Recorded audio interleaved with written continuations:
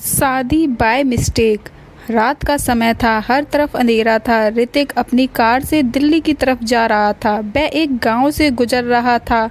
वहीं उस सड़क पर एक भगवान श्री कृष्ण का मंदिर था। ऋतिक भगवान श्री कृष्ण की पूजा करता था, इसलिए उसने उस मंदिर के दर्शन करने के बारे में सोचा। ऋतिक ने अपनी गाड़ी रोकी और गाड़ी से उतरकर मंदिर की तरफ जाने लगा। ऋतिक एक गोरे रंग का लड़का था जो काफ़ी अमीर था। ऋतिक देखने में काफ़ी अच्छा था, इसी कारण से काफ़ी लड़कियां उसे पसंद करती थीं। ऋतिक करीब 32 वर्ष का था। ऋतिक मंदिर की तरफ जा ही रहा था कि तभी उसे एक लड़की की चिल्लाने की आवाज़ सुनाई दी। लड़की की आवाज़, प्लीज़ हेल्प। ऋतिक ने पीछे मुड़कर देखा पर उसे कोई नहीं दिखाई दिया। उसने अपने आसपास नज़र घुमाई, फिर भी उसे कोई नहीं दिखाई दिया। ऋतिक को लगा कि शायद थकान की वजह से उसे ऐसी आवाज़ सुनाई दे रही है और शायद यह उसकी कोई गलतफहमी है।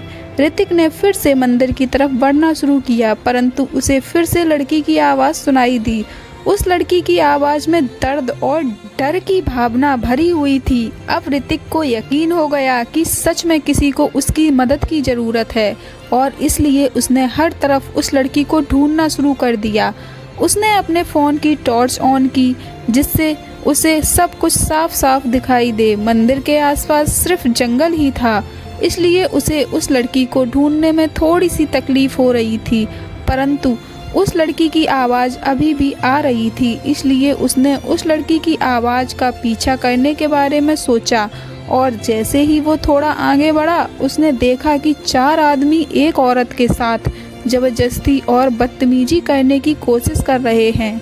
वह औरत करीब 30 साल की थी। एक आदमी ने उस औरत का हाथ पकड़ा हुआ था और दूसरा आदमी उसका मुंह बंद करने की कोशिश कर रहा था और बाकी के 2 आदमी उसे काफ़ी गंदी नज़र से देख रहे थे। ऋतिक बिना समय बर्बाद किए उसके पास पहुंच गया। ऋतिक चिल्लाया, क्या हो रहा है यहाँ ये सब? पहला आदमी, दिख नहीं रहा है क्या? जा यहाँ से और अपना काम कर। Hrithik, leave her. दूसरा आदमी, अपनी ये अंग्रेजी कहीं और फेंकना। ऋतिक, मैंने बोला छोड़ो उसे। तीसरा आदमी, और नहीं छोड़ा तो क्या कर लेगा? ऋतिक ने बिना सोचे समझे उसे एक लात मारी और वह आदमी गिर गया। पहला आदमी, तू हीरो क्यों समझता है अपने आप को? ऋतिक, चुपचाप चले जाओ यहाँ से, वरना। चौथा आदमी, वरना क्या? ऋतिक, वरना किसी को अपना मुंह दिखाने लायक नहीं रहोगे। दूसरा आदमी, ओहो, डायलॉग बोले जा रहे हैं। देख, हम यहाँ से बिना इस लड़की के नहीं जाएंगे। ऋतिक, और मैं तुम्हें इसे कहीं नहीं लेकर जाने दूंगा। उस औरत ने ऋतिक की तरफ एक उम्मीद भरी नज़रों से देखा। पहला आदमी, अरे तो आजा, तू भी मज़े ले ले, सारे भाई साथ मिलकर मज़े लेंगे। ऋतिक ने बिना समय बर्बाद किए उस आदमी को एक थप्पड़ लगा दिया। बाकी के 2 आदमी ऋतिक की तरफ बढ़ने लगे, परंतु पहले आदमी ने उन्हें रोक दिया। पहला आदमी, तुझे क्या लगता है तू इस लड़की को हमसे बचा ले जाएगा और इस लड़की की ज़िंदगी फिर से पहले जैसी हो जाएगी? ऋतिक, मतलब क्या है तुम्हारा? पहला आदमी, यह एक गांव है। यहाँ लड़की को ऐसी हालत में देखा तो गांव वाले इसकी जान ले लेंगे और अगर तू इसे घर छोड़ने गया तो वह यही समझेंगे कि तू और यह। ऋतिक, चुप करो। तीसरा आदमी, सच तो यही है कि आज इसकी ज़िंदगी खराब होनी ही है, क्योंकि तेरा और इसका कोई रिश्ता नहीं है। यह क्या जवाब देगी कि इसका तेरे साथ क्या रिश्ता है? वह लड़की यह बातें सुनकर काफ़ी डर गई। ऋतिक, पर मैं ऐसे ही तुम्हें इसकी ज़िंदगी बर्बाद नहीं करने दूंगा। वह लड़की रोने लगी और वह चारों आदमी हंसने लगे। तीसरा आदमी, देख ले, अब भी इसकी ऐसी हालत है तो सोच, अगर तू इसे बचा कर ले भी गया तो क्या हो जाएगा? ज़िंदगी तो इसकी बर्बाद हो ही गई ना। इसको ऐसे फटे हुए कपड़ों में देखकर कौन इसे अपने गांव में रहने देगा? लोग गलत ही सोचेंगे इसके बारे में। ऋतिक ने कुछ समय सोचा और फिर अपना कोट उतारकर उसमें से एक डिब्बी और मंगलसूत्र निकाला। ऋतिक उस लड़की की तरफ बढ़ा। उसने उसे मंगलसूत्र पहनाया और फिर डिब्बी खोली। डिब्बी के अंदर सिंदूर था। उसने सिंदूर से उस लड़की की मांग भर दी और फिर उसे अपना कोट पहना दिया। वह लड़की आश्चर्य से देखने लगी और बाकी के चारों आदमी को गुस्सा आने लगा। चौथा आदमी, तुझे क्या लग रहा है कि तू ऐसे ही कोई फिल्मी सीन बनाएगा और हम तुझे और इसे छोड़ देंगे? दूसरा आदमी, यहाँ कोई नाटक नहीं चल रहा है कि तू ऐसे ही शादी कर लेगा और हम मान जाएंगे।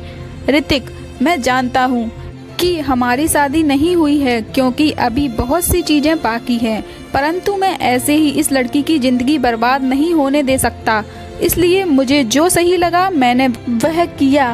पहला आदमी, अब जो हमें सही लगेगा हम वह करेंगे। फिर चारों आदमी उस लड़की की तरफ बढ़ने लगे, परंतु ऋतिक बीच में आकर खड़ा हो गया। ऋतिक, अब एक कदम और आगे बढ़ाया तो याद रखना कि अच्छा नहीं होगा।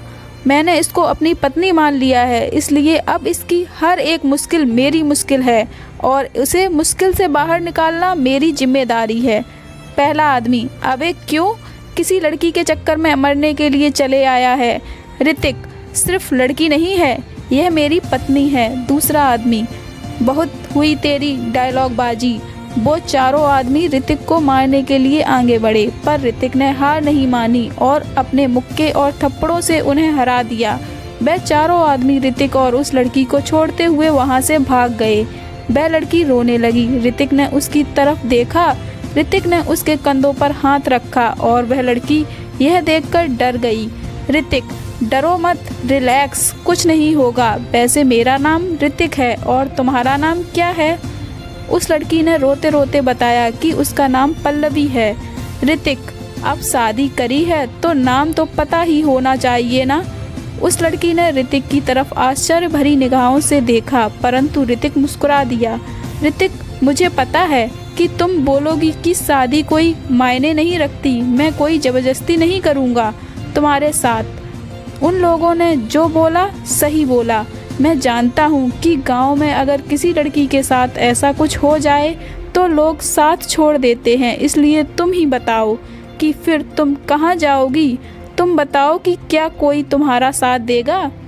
अगर तुम चाहती हो कि मैं तुम्हारे माँ बाप से बात करूँ तो मैं उसके लिए भी तैयार हूँ, परंतु यह मत सोचो कि मैंने यह सब सिर्फ बोलने के लिए किया है।